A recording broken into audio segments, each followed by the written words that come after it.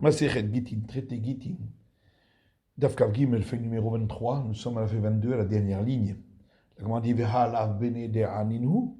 Pourtant, ceux dont la Mishnah a parlé, ils n'ont pas toute leur conscience. Comment pourrait-il écrire l'acte de divorce au nom du mari, de la femme et du divorce? Et la Gemara répond Amar Ravuna, Ravuna dit Vehu shaya gadol omed al gavav. On parle d'un cas où il avait un adulte en toute conscience qui était debout au-dessus de celui-là pour surveiller qu'il l'écrive avec l'intention qu'il faut. Amar le Rav Nachman lui dit la mère, attends, dans ce cas-là, Omed Kochavim et Israël Omed al Gabav. Si c'était un idolâtre, un non-juif, et un juif qui est debout au-dessus de lui pour lui faire écrire comme il faut, Achinami le Kacher, est-ce qu'on va dire que c'est valable? Ritema Achinami, tu vas dire oui, effectivement. Attends, il y a pourtant une braïta qui dit Omed Kochavim Pasoul, que l'idolâtre, il n'est pas apte à écrire un acte de divorce. L'Agma répond Omed Kochavim le Darte Nenafshe Avad. C'est différent l'idolâtre parce qu'il le fait en fonction de ce que lui a envie et n'écoute pas ce qu'on lui demande. Alors Rav Nachman la mitaïda amri. Rav Nachman a dit ensuite ce que j'ai dit n'est pas juste. Les milika pasil les Omed Kochavim la inyanava'a. Parce qu'étant donné qu'on voit dans la Mishnah suivante que l'idolâtre, le non-juif, n'est pas valable pour apporter l'acte de divorce. Ça veut donc dire que pour écrire, il est valable selon la Mishnah. Pourtant, la Braïta dit que l'idolâtre n'est pas valable pour écrire le divorce. Rabbi El-Azari d'Amar de Bessera Karté. Ça, c'est l'avis de Rabbi El-Azar qui dit que ce sont les témoins qui sont là au moment de la remise de l'acte de divorce. Ubainan Ktiva Lishma. Et donc, quand la Torah a dit d'écrire au nom de mari et de la femme, il s'agit effectivement de l'écriture et pas de la signature. Et ça, c'est sûr que l'idolâtre, lui, il le fait pour son bon vouloir et n'écoute pas ce qu'on lui demande. Rav Nachman dit, par contre, d'après Rabbi Meir, même si il avait trouvé un acte de divorce dans une décharge publique, Hatamo ventanola kacher. Si il le signe par des témoins pour le divorce en question et il le donne à la femme, c'est valable. Et tu verras Rav Nachman. Rava objecte à Rav Nachman.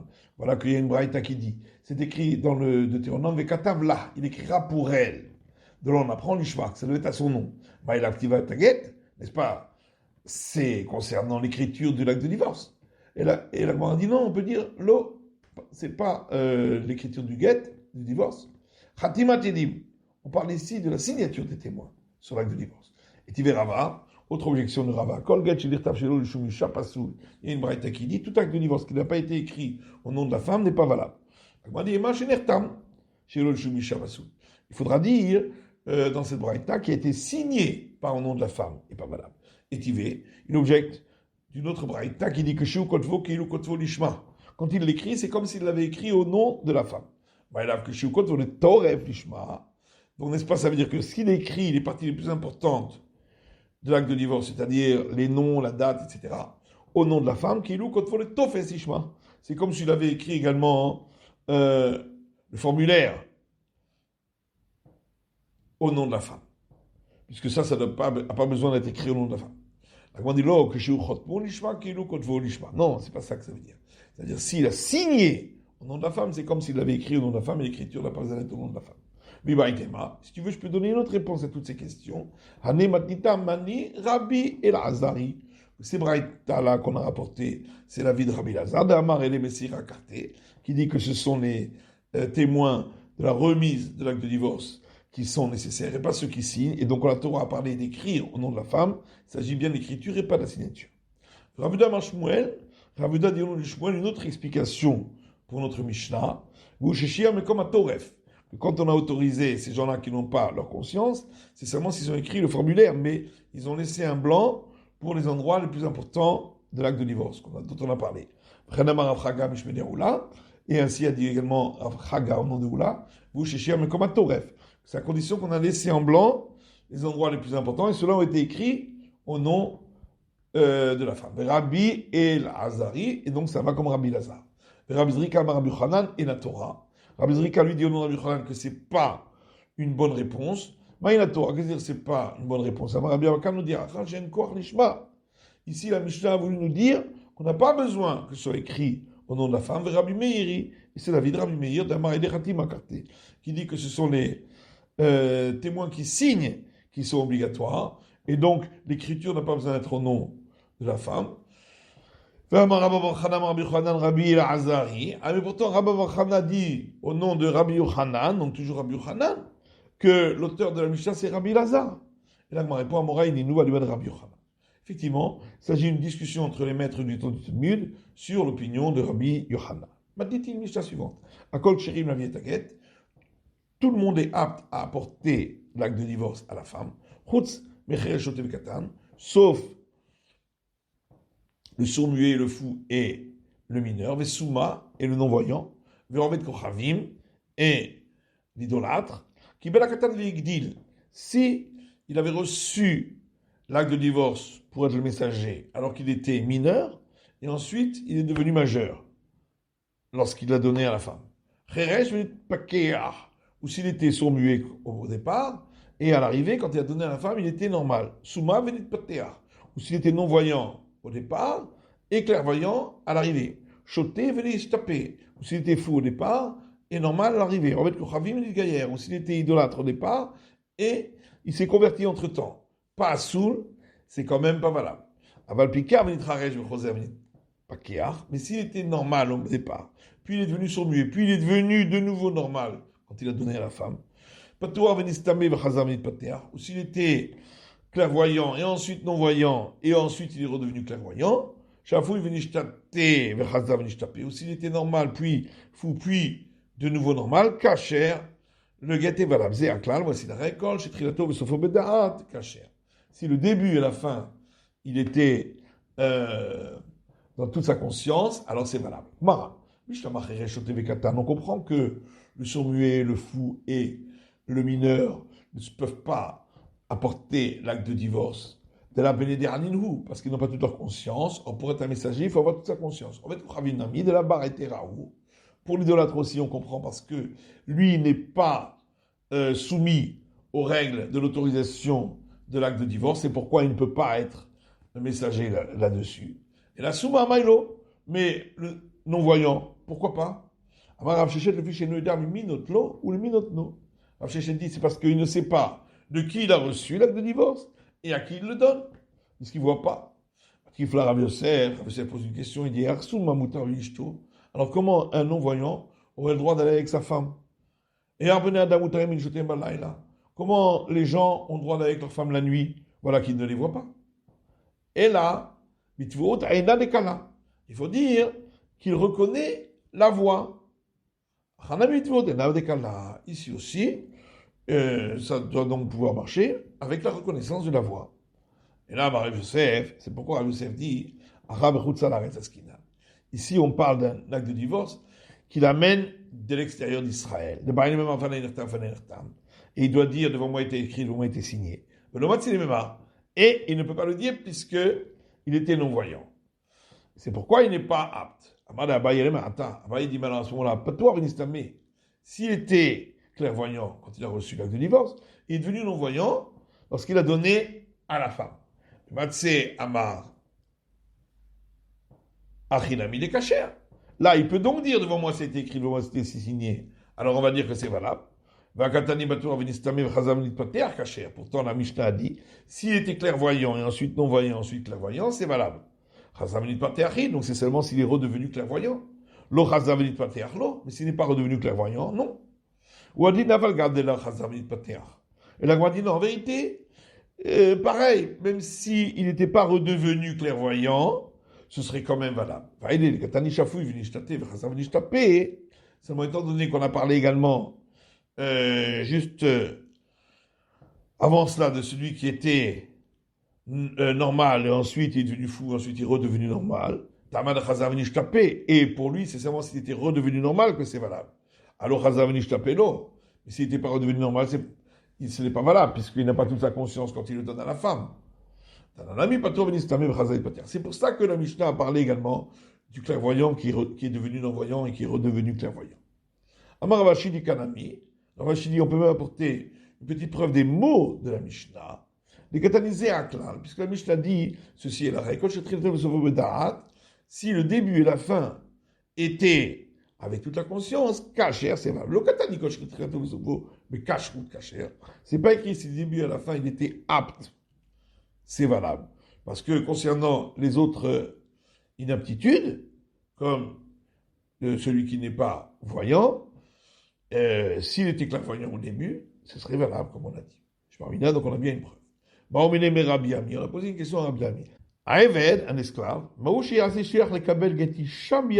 est-ce qu'il peut être messager pour recevoir l'acte de divorce d'une femme de la main de son mari? Amar Lehu, il aura répondu, mais les capacités de puisque dans la Mishnah, on a dit que l'idolâtre ne peut pas être messager, mais quand d'arriver de cacher, c'est donc que l'esclave, il peut. Amar Rabbi Assi, Amar Rabbi Yochanan, Rabbi Assi lui dit au nom de Rabbi Yochanan, un esclave ne peut pas être messager pour recevoir l'acte de divorce pour une femme de la main de son mari, le fichier parce que il n'est pas soumis aux règles des actes de divorce et des actes de mariage de la Torah. Et c'est pourquoi il ne peut pas être messager là-dessus. Rav El-Hazar pose une question là-dessus en disant Tama bemilta delete. Toute la raison pour laquelle il n'est pas apte, c'est parce qu'ici il s'agit de quelque chose où il n'est pas soumis à bemilta deite. Mais s'il s'agissait de quelque chose où il était effectivement concerné, Kacher, il pourrait être messager, ça veut dire. Pourtant, l'idolâtre est l'homme du peuple des Kouchi,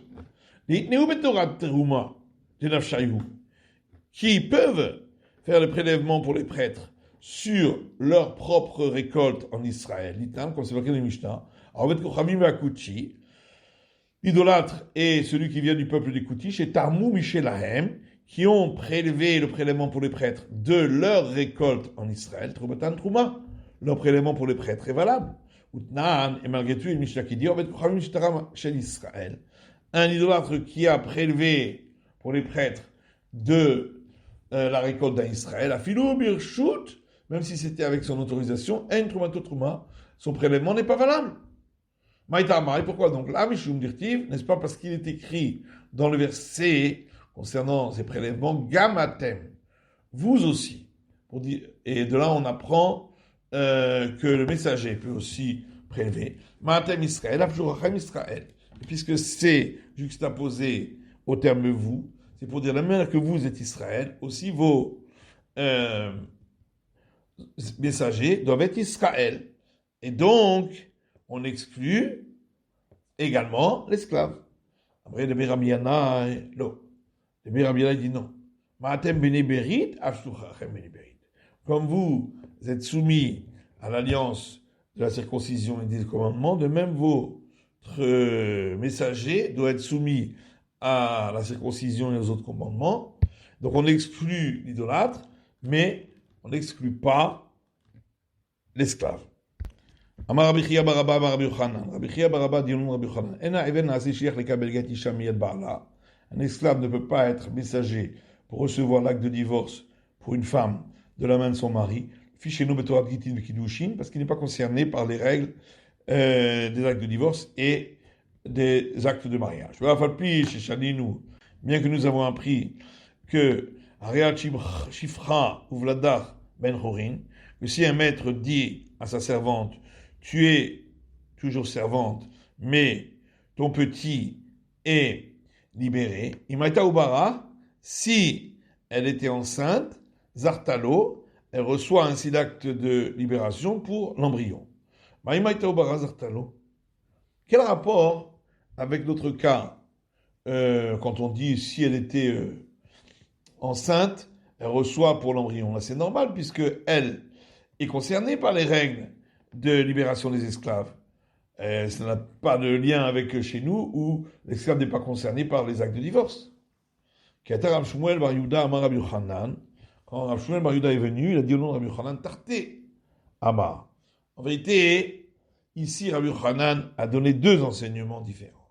Le premier qu'on a vu concernant l'acte de divorce qui peut pas être apporté par un esclave. Et le deuxième, Nirim Devarim, il semble que Sha'evel Mekabel Get le Chavero Miyad Rabo Shel Chavero, que un esclave peut recevoir un acte de libération pour un autre esclave de la main du maître de l'autre esclave. Avalo Miyad Rabo Shelo, mais pas de la main de son maître à lui. Imla Chashra Adam Lomar, et si un homme va te dire à voix basse, Zoala Chashnouya, mais voilà que on a enseigné le contraire, puisqu'on a dit Imaïta Ubara Zartalo, que si la servante était enceinte, elle reçoit l'acte de libération pour son embryon, et Morlo, tu lui répondras, Shne Gedole Hador Pirshu et Adava, deux grands de la génération t'expliquaient cela. Rabbi Zera et Rabbi Shmuel Bar Yitzhak. Rabbi Zera et Rabbi Shmuel Bar Yitzhak. Hanama, l'un a expliqué, Hamani Rabbihi, que ici, l'auteur, c'est Rabbi, Damar Ameshacher Hatziando Kana, qui dit que si quelqu'un a libéré la moitié de son esclave, c'est acquis pour lui. Hanamar et l'autre a rajouté Maïtama de Rabbi. Et pourquoi donc Rabbi, il dit ici qu'elle peut recevoir pour son embryon, Bera, donc concernant notre cas, ça va au bas Yerechimo. C'est parce qu'il considère que l'embryon, c'est comme la cuisse de la mère, c'est une partie du corps de la mère, et c'est donc comme si le maître avait fait acquérir et libérer un des membres de la mère, et donc comme on l'a dit, c'est valable d'après cette opinion. Matniti, Misha suivante. Même les femmes qui ne sont pas crues de dire sur une femme que son mari est mort et qu'elle peut se remarier, parce qu'on les suspecte de faire un mauvais coup pour se débarrasser d'elle, Nemanot, la vieille Gita. Elles sont crues lorsqu'elles apportent un acte de divorce de la main du mari. Et quelles sont ces 5 femmes? Hamota, sa belle-mère à elle, ou Bat Hamota, et la fille de sa belle-mère, Vetsarata, et la deuxième femme de son mari, Vevimta, et la femme du frère de son mari, ou Bat Barla, et la fille de son mari. Toutes ces femmes-là, elles voudraient se débarrasser d'elle. Mabenget les mita. Alors pourquoi on fait une différence entre l'acte de divorce et le témoignage de la mort du mari? Shakta moria, parce que quand elle amène un acte de divorce, elle a un écrit qui prouve qu'elle dit juste. La femme elle-même peut apporter son propre acte de divorce en tant que messager, mais elle devra dire, devant moi, il a été écrit, devant moi, il a été signé. Pourtant, il y a une braïta qui dit que de la même manière que ces femmes-là ne sont pas crues de dire son mari à elle est mort, car elle n'est pas notre la vigita. De même, elles ne sont pas crues d'apporter un acte de divorce de la main du mari. Rabbi Yosef Lokashia, Rabbi Yosef dit, c'est pas une question. Un enseignement parle en Israël, l'autre parle lorsqu'on amène de l'extérieur d'Israël. Ba'aretz, si c'était en Israël, de là, là, on ne se fie pas à sa parole à elle, puisqu'elle n'a pas besoin de dire devant moi c'est écrit, devant moi c'est signé, mais là, c'est pourquoi on la croit. Parce qu'il suffit qu'elle amène le document. Mais si elle l'amène dans dehors d'Israël, et là, on doit s'appuyer sur sa parole, de dire qu'il a été écrit devant elle et signé devant elle, l'homme là-dessus, elle n'est pas crue. Abaye lui dit au contraire, c'est l'inverse qui est plus logique. Si elle amène l'acte de divorce d'Israël, en Israël, et si le mari venait après remettre en question l'acte de divorce, on tiendrait compte. Parce qu'elle n'a pas dit devant moi c'était écrit, devant moi c'était signé. Et donc on peut se dire qu'elle a voulu lui faire un mauvais coup. C'est pourquoi on ne la croit pas. Par contre, si elle vient en dehors d'Israël, si le mari vient ensuite remettre en question l'acte de divorce, on n'en tiendra pas compte. Et donc, elle ne lui fait pas de mauvais coup. Mais Emna, c'est pourquoi, dans ce cas-là, on doit la croire. Tania Kevaté d'Abaye, il y a une braïta qui suit la réponse d'Abaye. Rabbi Shimon Azar Omer, qui dit, Rabbi Shimon Azar dit, Shum Rabbi Akiva, non Rabbi Akiva, Ishan Emenet la Vigita, la femme est crue d'apporter l'acte de divorce pour elle-même, Mikal Bachomer, à partir d'un argument a fortiori. Si déjà les femmes sur lesquelles les sages ont dit qu'elles ne sont pas crues le Mohamed Barla de dire que le mari de celle-là est mort. Nemanot la vigita. Elles ont cru d'apporter l'acte de divorce pour elle. Ish et le Mohamed Barla, elle, la femme, elle-même, qui est crue de dire que son mari est mort, et nous dit chez les Ménettes, la vigita. A plus forte raison qu'elle doit être crue lorsqu'elle amène son propre acte de divorce. Ou même comme chez Bata. Par contre, on déduit avec les mêmes règles de l'endroit duquel on a déduit. De la même manière que les 5 femmes en question doivent dire devant moi c'était écrit, devant nous c'était signé. Elle aussi, la femme, quand elle amène son acte de divorce, elle doit dire devant moi c'est écrit, devant moi c'était signé. Donc on voit bien qu'on parle du cas où c'est amené dans dehors d'Israël. Ravashi Matitina Midika. Ravashi dit il y a également une allusion à cela dans les mots de la Mishnah, des Katani, puisque la Mishnah dit Aisha Atzmavevia Gita, la femme elle-même apporte l'acte de divorce, ou Bilvat Shetet Sichaloma Vechule, seulement elle doit dire devant moi c'était signé, devant moi c'était écrit, devant moi c'était signé. Shparmina, donc on a bien une preuve qu'on parle dans le cas où elle l'amène dans dehors d'Israël. Rav Yosef, alors question contre Rav Yosef, Recha, Vesefa, Bechut Salaret. La Mishnah précédente concernant le non-voyant, on avait dit qu'on parle d'un cas où il l'a mené dans dehors d'Israël. Et la fin de notre Mishnah également parle d'un cas où on l'amène dans dehors d'Israël. Mais si Atabaret, et le cas du milieu des 5 femmes, alors on va parler du cas où, uniquement où elles amènent l'acte de divorce d'Israël. Et la Gemara dit oui, effectivement. Mais Shav Sefa Bechut Salaret, si Atabaret. La fin de la Mishnah et la Mishnah précédente parlait quand elle amène dans dehors d'Israël, mais ici, le cas du milieu, c'est en Israël. Mimai, et pourquoi on dit ça? Puisque la Mishnah dit, c'est quoi la différence entre le cas du document de divorce et le cas de la mort du mari? C'est que dans le cas de l'acte de divorce, il y a l'écrit qui prouve qu'elle dit juste. Et on n'a pas dit dans la Mishnah que l'écrit et les paroles de sa bouche à elle prouvent qu'elle dit juste. C'est donc bien qu'elle amène d'Israël et pas dans dehors d'Israël, donc elle n'a pas besoin de dire quoi que ce soit. C'est la fin de l'étude du Daf Kav Gimel de la feuille numéro 23.